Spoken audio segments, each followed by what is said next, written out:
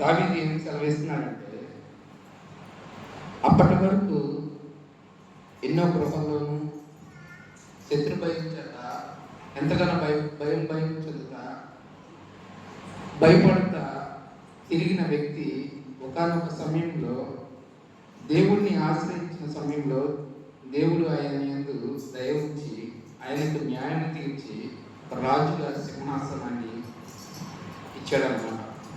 దావీదు విషయం దావీదు రాజుగా తీర్మానం తీసుకున్న తర్వాత దావీదు కొన్ని తీర్మానాలు, గట్టి నిర్ణయాలు, గట్టి తీర్మానాలు ఆయన జీవితంలో అవలంబించుకోవడానికి తీర్మానం తీసుకున్నాడు. ఆ కీర్తనే 101వ కీర్తన. దావీదు ఏమంటున్నాడంటే, నేను కృపను గూర్చి న్యాయమును గూర్చి పాడేది.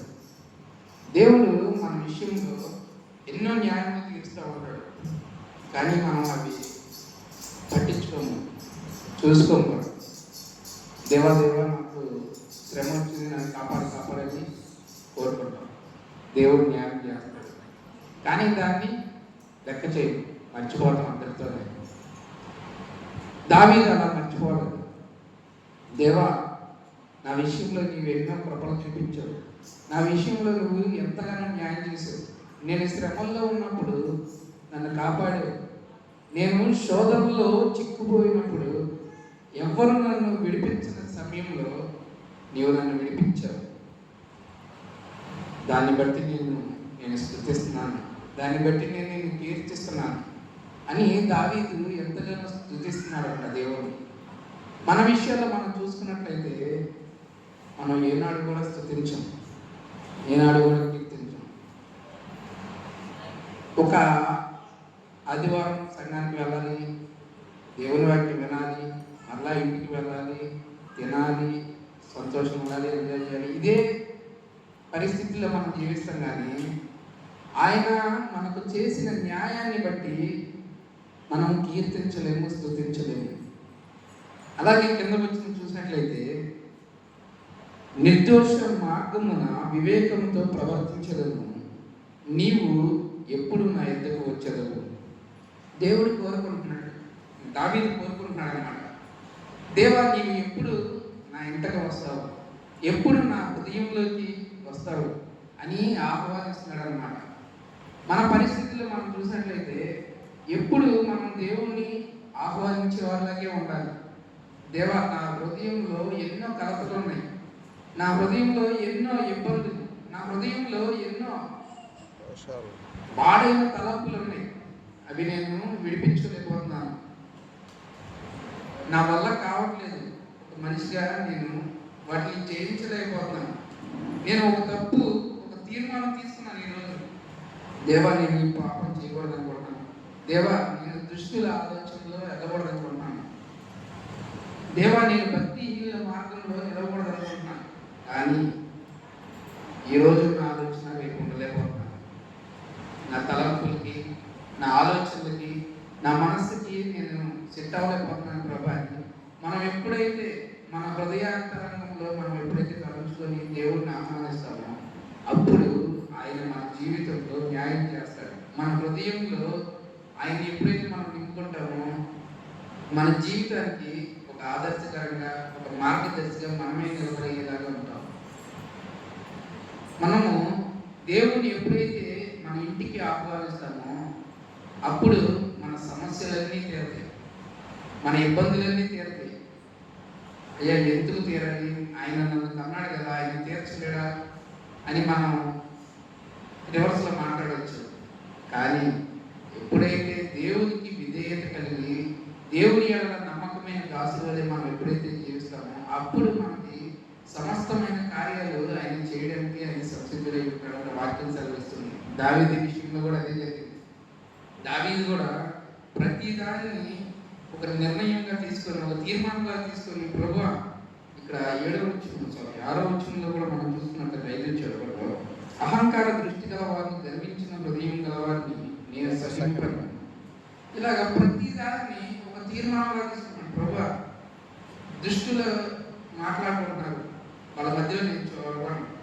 మన పరిస్థితులు ఎలా ఉండాలి, నా పిల్లలు ఎలా ఉండాలి, నేను ఏం చేస్తే నా పిల్లలకి సెట్ అవుతుంది, నేనేం చేస్తే నా కుటుంబం ముందుకెళ్తుంది, నేనేం చేస్తే నా భర్త సన్నిధికి వస్తాడు, నేనేం చేస్తే నా భార్య సన్నిధికి వస్తుంది, ఈ ఆలోచనతోనే ఉండాలి జీవితంలో. వీళ్ళిద్దరు గొడవ అనుకున్నారు, పక్కింటి సెట్ అయ్యారా లేదా, ఇద్దరు మాట్లాడుకుంటున్నారా లేదా, ఈ ఆలోచనతో ఉండకూడదు. అక్కడ హత్య జరిగింది, అబ్బాయి హత్య చేశాడా లేకపోతే ఇంకొకటి వచ్చి హత్య చేశాడా, ఈ ఆలోచనతో మనం జీవించకూడదు. మన ఆలోచన వల్ల మన కుటుంబం గురించి, మన పరిస్థితుల గురించే మన ఆలోచన అంతా ఉండాలి. మనకేమో 100 ఆలోచనలు ఉన్నాయి, కుటుంబాన్ని ఏమో పట్టించుకోలేదు. దావీదు చేసి కూడా అదే. దావీదు ఏమంటున్నాడంటే పరిస్థితులన్నీ వచ్చేసేసాడు. చివరికి దేవుడు ఆయన సింహాసనాన్ని ఎక్కించిన తర్వాత ఆయన తగ్గింపు జీవితంతో ఆయన ముందుకి సాగాడనమాట. మనం కూడా ఎన్ని పరిస్థితులు ఎదురొచ్చినా మనం ప్రార్థన పెట్టుకోం, మన సంఘస్థులను ఇంటికి పిలిపించుకోం, మనకు అవసరం లేదు. ఎందుకంటే 200 రూపాయలు ఆహారం తీసుకురావాలి కాబట్టి, దైవ సేవకి కాలుకి ఇవ్వాలి కాబట్టి. హాస్పిటల్కి వెళ్తే కనపడకుండా మనకు చాలా ఖర్చులు అయిపోతాయి అనుకోకుండా. కొన్ని పరిస్థితులు మనల్ని కృంగదీస్తూ ఉంటాయి, అయినా కానీ మనం ఏం పట్టించుకోకుండా ముందుకెళ్తూ ఉంటాం. మనకి మనం ఎప్పుడైనా అయ్యగారిని పిలిచి, అయ్యా మా ఇంట్లో ప్రార్థన పెట్టాలి, మా ఇంట్లో కొంచెం ఉపవాస ప్రార్థన పెట్టాలి, ఒక పూటన పెట్టాలి, నేను దేవుడిని ఆహ్వానించాలనుకుంటున్నాను, నేను మిమ్మల్ని ఆహ్వానిస్తాను, సంఘం మొత్తం నా ఇంటికి వస్తే బాగుంటుంది అని ఎప్పుడైనా ఆలోచిస్తామా? సంవత్సరానికి ఒక్కసారి కూడా ఆలోచించు. ఎందుకంటే మన నిబంధనలు మనం మర్చిపోతున్నాం. నువ్వు ఏదైతే నమ్ముతున్నావో, ఏదైతే నమ్మి సన్నిధికి వస్తున్నావో అది నువ్వు పరిస్థితుల్లో చేయలేకపోతున్నాం. మనం మన జీవితంలో అవలంబించలేకపోతున్నాం ఆ విషయాలన్నీ. దేవా నా దగ్గర అంటే ఎక్కడి నుంచి వస్తాడు దేవుడు? ముందు మనం ఫాలో అవ్వాలి కదా. మనం ఈ వాక్యానుసారంగా ఎప్పుడైతే మనం ఫాలో అవుతామో అప్పుడు దేవుడు మన దగ్గరికి రావడానికి కూడా ఆయన సిద్ధంగా ఉంటాడు. చాలా పరిస్థితుల్లో శ్రమ వచ్చినప్పుడే మనం దేవుడి దగ్గరికి వచ్చి ఆయన వేడుకుంటూ ఉంటాం, దేవా నాకు శ్రమ వచ్చింది, దేవా నా కుమారుకి ఎట్లా అయింది, దేవా నా భర్తకి ఇలాగైంది, ఇది వేడుకుంటాం. ఉదయాన్నే అయిపోయినా మర్చిపోతాం. దావీదు అలా మర్చిపోట్ల. ఎన్ని ఇబ్బందులు వచ్చినా, ఎన్ని శ్రమలు వచ్చినా ఎదుర్కొని నిలబడగలిగాడు. ఎందుకంటే ఆయన పక్షాన దేవుడు ఉన్నాడు. హల్లెలూయా, హల్లెలూయా. ఆయన పక్షాన దేవుడి న్యాయం చేస్తా వస్తున్నాడు ప్రతి విషయంలో. నిన్ను కన్నవాడు నిన్ను చూస్తాడు. ఒక తండ్రి వాడు పిల్లవాడు ఎటువంటి వాడైనా, చెడ్డవాడైనా మంచివాడైనా, వాడు తండ్రికి ఇబ్బంది పెట్టేవాడైనా కానీ తండ్రి వదిలేస్తాడా? మనుష్య రూపంలో ఉన్న తండ్రులే వదలకపోతుంటే మన కన్నా దేవుడు సాతానికి అప్పచెప్తాడా? ఏమాత్రం అప్పచెప్పడు. ఎటువంటి రూల్ ప్రకారం కూడా అప్పచెప్పనే చెప్పడు. దేవుడు న్యాయవంతుడు కాబట్టి మనకు న్యాయం చేస్తా వస్తున్నాడు. నిజంగా న్యాయం చేసేవాడు నిజంగా ప్రేమిస్తాడు. ఆయన వాక్యం ఏం చూస్తుంది? నా బిడ్డల్ని నేను నిజంగా ప్రేమిస్తున్నాను. నిజంగా ప్రేమించేవాడు న్యాయం చేస్తాడు. మన జీవితంలో కూడా ఎన్నెన్నో న్యాయాలు చేస్తున్నాడు. ఎన్నో ఇబ్బందులు ఎదురైనా కానీ మనల్ని ఆయన చేసుకుంటా జాగ్రత్తలు తీసుకొస్తా వస్తున్నాడు. అట్లాంటి న్యాయం చేస్తున్నప్పుడు మనం కూడా న్యాయంగానే నిలబడగలగాలి. దేవుని పక్షాన పాపంలో నిలబడకూడదు. న్యాయం పైపే నిలబడి, ప్రభు నాకు న్యాయం చేసావు, నా మనసు కంట్రోల్ లేదు, నన్ను కంట్రోల్ చేసావు, నేను పాపానికి పరిగెత్తుతున్నాను, నన్ను పాపం వైపు పరిగెత్తనీయకుండా నన్ను ఆపుతా వస్తున్నావు, అది దేవుడు చేసే న్యాయమే కదా. జీవితంలో ఎన్నో శోధనలు ఎదురైతే కానీ తట్టుకొని నిలబడగలగాలి. 100 మంది సూసైడ్ అయిపోతారు. ఇప్పుడున్న యవనస్తులు, ఈ 2000 తరం ఉన్న యవనస్తులు సైన్స్ ప్రకారం 2000 తరం, 2000 సంవత్సరం నుంచి పుట్టిన వారిని జెన్జెట్ అని నిర్వహిస్తున్నారు. వాళ్ళు దేనికైనా సామర్థ్యం కలిగిన వారంట. తెలివితేటల్లో కానీ, ధైర్యంగా ఉండడంలో కానీ, ప్రతి విషయంలో దేన్నైనా ఎదిరించేవారు. అయితే దేన్నైనా ఎదిరిస్తున్నారంటే వారి భావి తరాలకి అంత ముప్పు తీసుకురాబోతున్నది. అన్ని పరిస్థితుల్లో కూడా పరిగెత్తకూడదు. అన్ని పరిస్థితుల్లో కూడా దేవుడు ఉన్నాడనే నమ్మకంతో ముందుకెళ్ళకూడదు. ఇప్పుడు పిల్లవాడు పరిగెత్తుతా ఉన్నాడు, వాడు కింద పడ్డాడని తెలుస్తుందా? తెలియదు. పడిన తర్వాత నొప్పి తెలిసిన తర్వాత మళ్ళీ మర్చిపోతాడు. కానీ ఒక అనుభవం ఉన్న జీవితంగా, వాక్యానుసారంగా అనుభవం ఉన్న జీవితంగా మనం ఎప్పుడైతే ముందుకు సాగుతామో, దేవుడు చేసే ప్రతి కార్యాలు, ప్రతి విషయంలో కూడా ఆయన స్తుతిస్తా ముందుకెళ్తాం. మనం ఈ పరిస్థితులు చూడం. రేపు చనిపోతున్నాము అనగా ఈరోజు పరిస్థితులు మనం చూడం. ఏదైనా జరగని నేను ముందుకెళ్తాను. ఎన్ని ఇబ్బందులు వచ్చినా నేను డేర్ చేస్తాను. ఎందుకంటే నా పక్షాన నా తండ్రి ఉన్నాడు, నా పక్షాన నా దేవుడు ఉన్నాడు. ఎన్ని ఇబ్బందులు వచ్చినా నేను ఫేస్ చేస్తాను. మహా అయితే చనిపోతాను అనే తీర్మానం మనం ఎప్పుడైతే తీసుకుంటామో అప్పుడు మనం ఆత్మీయంగా వృద్ధి చెందుతాం. ఆర్థికంగా వృద్ధి కాదు. ఆర్థికంగా ఏముంది? ఈరోజు 10 లక్షలు వస్తాయి, రేపు 10 లక్షలు పోవచ్చు. ఎప్పుడైతే మనం ఆత్మీయతలో ఉన్నామో నలుగురిలో మనం నిజమైన క్రైస్తవులుగా ఉంటాం. వీరేమన్నా వీళ్ళు అసలు ప్రార్థనకి వెళ్తారు, పొద్దున్న వచ్చి నాతోనే మాట్లాడరు, నాతోనే గొడవ పెట్టుకుంటారు అని అన్యులు మన గురించి సంభాషించిన జనాలు ఎన్నో ఉన్నాయి. రాత్రి అయ్యగారు అన్నారు, బల్లారాధన తీసుకుంటున్నాము, ఎదుటివారి అంటే మనకి ఇబ్బంది ఉంది, అయినా కానీ మనం క్షమించలేని మనసు.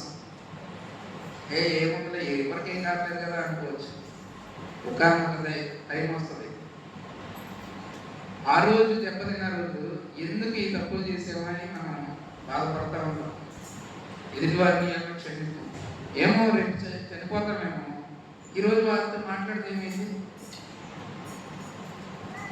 ఏమో నిన్ను ఇబ్బంది పెట్టారేమో. ఇబ్బందులు పడిన కన్నా వీళ్ళు ఇబ్బంది పెట్టింది ఏం కాదు. నీ జీవితంలో నీకున్న అనుభవంలో నువ్వు పడిన ఇబ్బందుల కన్నా వాళ్ళు నిన్ను పెట్టిన ఇబ్బంది అసలు ఇబ్బందే కాదు. ఈ పరిస్థితులను బట్టి రాజైన దావీదు కూడా ఎన్నో పరిస్థితులను ఎదుర్కొంటా శత్రువులపై నుంచి తప్పించుకుంటా గుహల్లో పడుకున్నాడు, తిన్నాడు, తినలేదు. అప్పుడు పరిస్థితుల్లో ఫోన్లు కానీ, టీవీలు కానీ, ఎంటర్టైన్మెంట్ ఏమి లేవు. ఎన్ని పరిస్థితులు ఎదురైనా కానీ నా దేవుడు నన్ను న్యాయం చేస్తాడు, నా దేవుడి కృప నా మీద ఉంది కాబట్టి నేను ఇంకా బ్రతికే ఉన్నాను అని ఎప్పుడైతే ఆయన విశ్వసించాడో ఆయనకి న్యాయం జరిగింది. మనం కూడా మన జీవితంలో ఎప్పుడైతే మనం నా దేవుడు న్యాయం చేస్తాడు, నేను ఒక మార్గం ఎంచుకున్నా, ఆయన నాకు న్యాయం చేస్తాడని ఒక మార్గం ఎంచుకున్నా, ఆ మార్గంలోనే వెళ్తా ఉన్నాం. ఆ మార్గాన్ని బట్టే మనం సన్నిధికి వచ్చాం. ఆ మార్గాన్ని బట్టే మనం ఎక్కడ కూర్చున్నాము, మనం వాక్యం వింటున్నాము.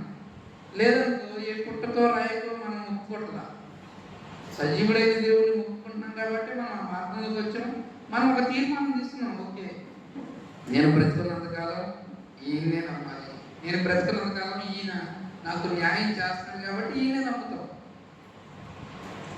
నిజమైన సజీవుడైన దేవుడు కాబట్టి మన జీవితాల్లో ఎన్నో మార్పులు, ఎన్నో అవరోధాలు, ఎందుకు పనికిరాని పరిస్థితులు. మన పాత వెనక్కి వెళ్ళి చూసుకుంటే ఎన్నో ఇబ్బందులు, వాటన్నిటిలో నుంచి మనల్ని ఆయన తప్పిస్తా వస్తున్నాడు. కానీ మనం ఆయనకి కృతజ్ఞతగా ఉంటున్నామా లేదా? ఎదుటివారి యొక్క నిజమైన విశ్వాసాలగే ఉంటున్నామా లేదా? మనం ప్రార్థన చేసినప్పుడు ఒక పదం మనం కంపల్సరీ ఉచ్చరించాల్సింది. ఎదుటివారి ఎడల నేను నిజమైన క్రైస్తవుడిలాగా ఉంటున్నానా లేదా? నీ ఎడల నేను నిజమైన విశ్వాసాన్ని జీవిస్తున్నానా లేదా? ప్రభా నన్ను నేను పరీక్షించుకునే శక్తిని మాకు అని మనం ఎప్పటికప్పుడు ప్రార్థనలో విజ్ఞాపనం చేసుకుంటాం కదా. ఈరోజు నాకు ధనం ఉందని నేను ఆడంబరంగా చదవకూడదు. ఈరోజు నాకు 10 మంది ఉన్నారని నేను విరవేయకూడదు. ఇది సామాన్యంగా జరిగే పరిస్థితులు. ఈరోజు విర్రమిగిలిన వాడు రేపు కనుమరుగైపోతాడు. ఈరోజు అహంకారిగా మిగిలిన వాడు అయ్యో నా పరిస్థితులు బాగాలేదే అని తగ్గించుకున్నవాడు రేపు వాడి పరిస్థితులు బాగు అవ్వచ్చు, వారి తరతరాలు బాగోవచ్చు.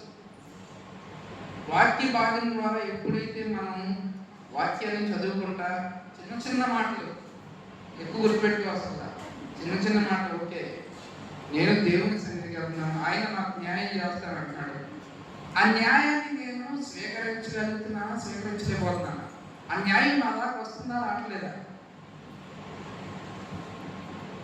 ప్రతి విషయంలో మనం ఏ విధంగా అయితే జీవిస్తామో అదే విధంగా మనం వృద్ధి చెందడానికి కూడా, ఆత్మీయంగా వృద్ధి చెందడానికి కూడా మనకు ఉపయోగపడేది.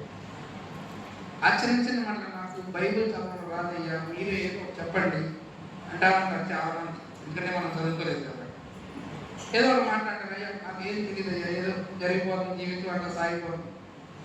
అలా అసలు ఏ మాత్రం ఉండనే ఉండదు.